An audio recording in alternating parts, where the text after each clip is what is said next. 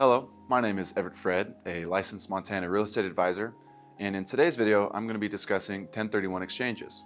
First, I'm going to talk about how a 1031 exchange works, and then I'm going to provide a brief example of a 1031 exchange. 1031 exchanges get their name from Section 1031 in the Internal Revenue Code, and they are used by savvy real estate investors to help grow their portfolio. So, what is a 1031 exchange? 1031 exchange is a tax deference tool that real estate investors can use to help diversify and grow their portfolio. So the first aspect of a 1031 exchange is the tax deference. A 1031 exchange is a tool that is used to defer taxes that one would normally have to pay on the sale of their property and the capital gains that they would receive from those proceeds. This works by rolling the proceeds forward into purchasing another like-kind property. While this is an amazing tool, there are some certain restrictions that you should know before you think about utilizing this tool. The first and most important restriction to know is that 1031 exchanges are to be used for investment purposes or business purposes only. You would not be able to use it for your primary residence. The next important aspect to know about 1031 exchanges is the timeframes involved with the 1031 exchange process. There are two important timeframes that you should be aware of. The first is the identification period, which is 45 days. This 45 days immediately follows the date of the sale of your original property, and this leaves you 45 days to identify the next properties that you'd like to purchase. The next time frame is the 180-day time frame. From the sale of your first property to the closing of your to-be-purchased properties, you have 180 days, and this includes the original 45-day identification period. After the 45-day identification period, you have the remaining 135 days to close on the properties. The next important aspect to know about 1031 exchanges is intermediaries.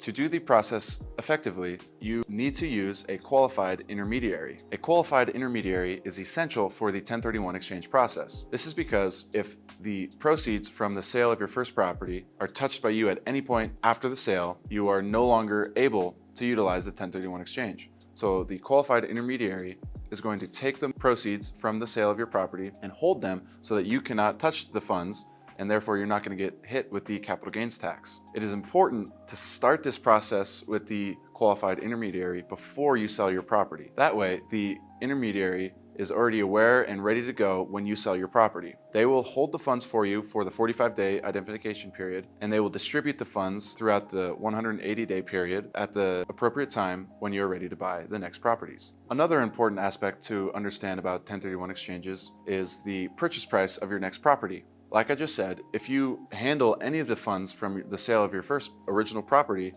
you're going to get hit with capital gains tax, which is the whole idea of the 1031, is to defer those taxes. It is in your best interest to identify and purchase a property that is equal to or greater than the value of the property you just sold. This is so that you do not get hit with what is called a boot. A boot is the remaining funds if you were to buy a property that is worth less than the property you just sold. Another important aspect within this idea is that you can buy multiple properties within a 1031 exchange. So this makes it easier for you to utilize the full value of the property that you sold when you started this 1031 exchange process. There are two general rules that are involved with the value of the properties that you can buy with the 1031 exchange funds. The first rule is the 3 property rule.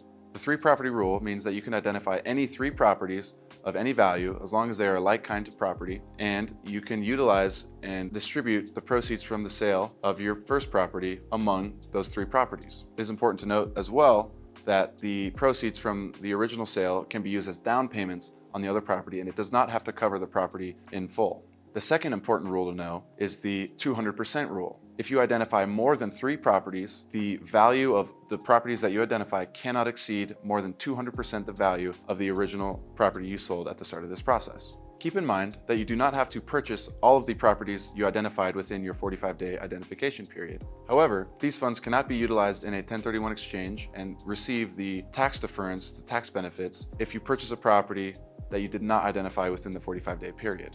So after you have used a qualified intermediary, sold your property, identified the replacement properties, and closed on those properties, all within the appropriate time frame, you do have to notify the IRS through a Form 8824. And this has to be done for the year in which the exchange occurred. It is important that you maintain proper documentation throughout this process, as it makes the reporting period to the IRS that much more efficient. If any of the previously stated aspects are violated in any way throughout your 1031 exchange process, the tax deference and the tax benefits will be nullified, and you will not be able to receive the full benefits of the 1031 exchange, and you will be hit with a capital gains tax.